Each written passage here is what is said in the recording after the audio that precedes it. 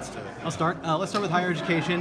Last week during the State of the University, Dr. Dietz said he'd like to see a fair, predictable, and performance-based standard for university funding. What are you going to do to address that?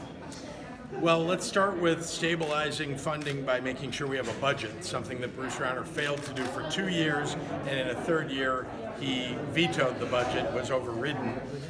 So having a stable funding source, just having the state government step up to the plate every year will be critically important.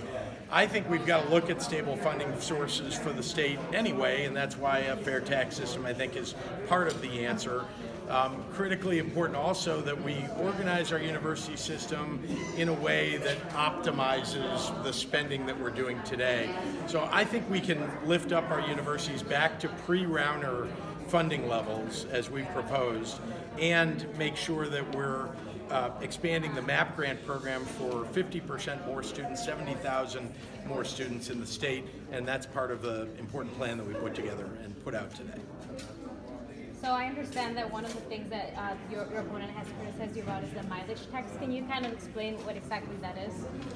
Well, he's lying. I didn't propose a mileage tax. There are real differences between Bruce Rauner and me on taxes, that's for sure. He wants to defend the current tax system in Illinois, the income tax system, that's the most unfair tax system in the entire nation. I mean, independent studies have been done that have named it that.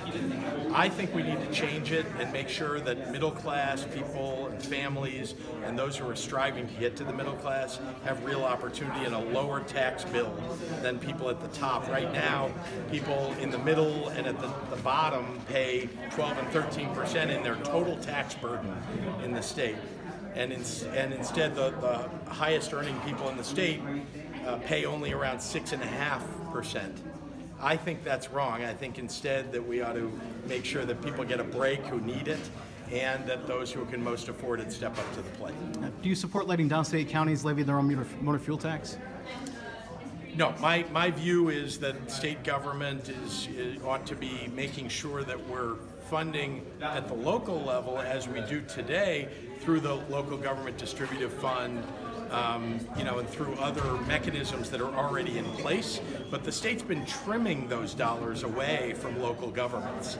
So we ought to make sure we're starting to restore the funding to local governments who need it so badly. That too will be part of an effort that we have to lessen the pressure on local governments so that they don't have to levy property taxes.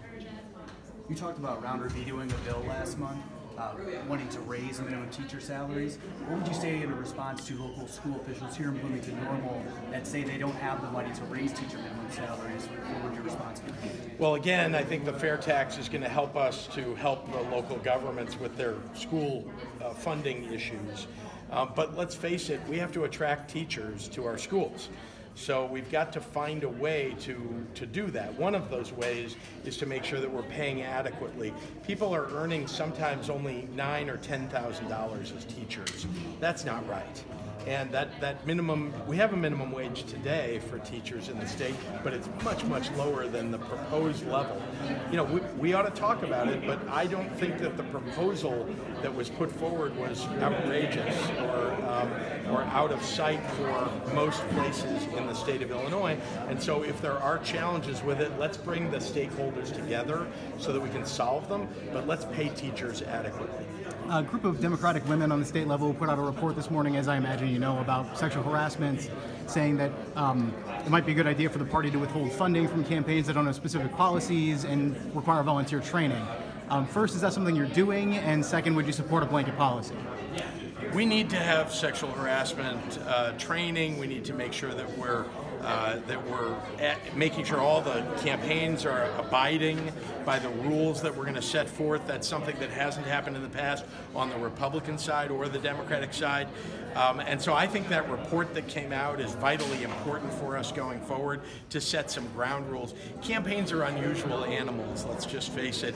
They pop up like a startup company does, sort of, They last for a finite period of time, and then they go away typically. And so that's an unusual situation. I really think there need to be rules that people follow. There need to be reporting mechanisms for people in campaigns. We've done sexual harassment training for all of our campaign employees to make sure that they know what the rules are and they know what the reporting mechanism is. So last Thursday was that fiery debate up in Chicago. There was some heated exchanges between Rauner and McCann. How did you feel leaving the debate? I felt we won, and I felt that it was too bad that Bruce Rauner, that's all he could really do was attack.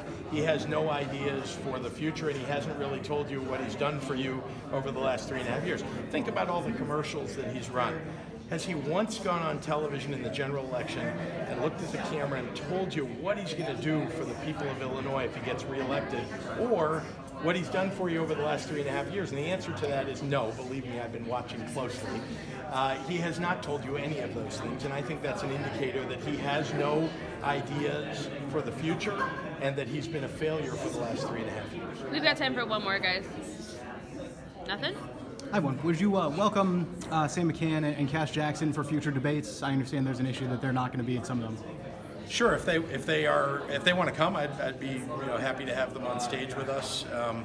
And I felt like the last debate went well for me. Kind of all comers, I guess, should be allowed on stage. But I gather that at least for the upcoming debate that's on October 3rd, that they have not yet been invited. I hope that the stations will reconsider, but it's going to be their decision. Thank you. Thank you all. May I get a quick picture? Sure, of course. Thank you.